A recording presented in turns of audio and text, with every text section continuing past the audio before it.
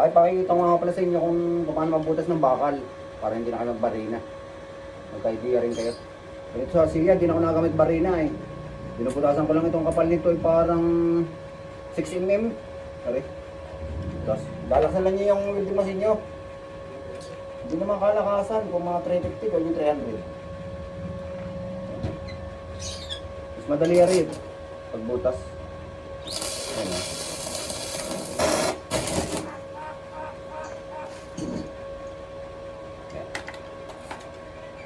Ikli na eh.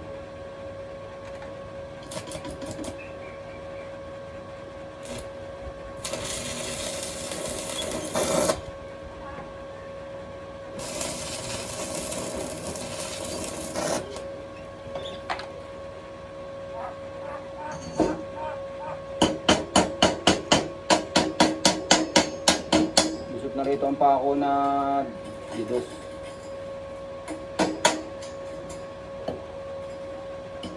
Naligilay yung pako ng butas yan. Tapos kahit yung ganito na ang kapal nito siguro 80 mm ang kapal oh. Ibutasan ko rin.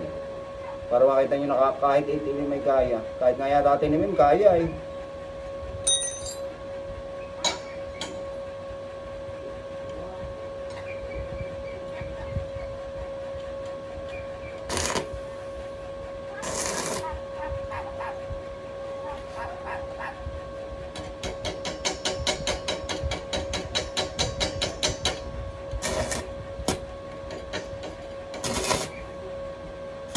Tatagalin lang nyo, lulutuin nyo yung bakal.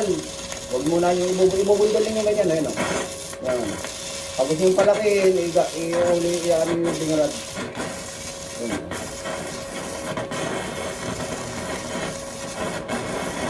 Kahit inimim lusot dyan.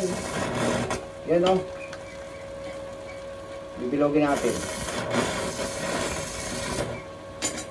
Yan o. Kahit inimim lusot, bilog rin yan o.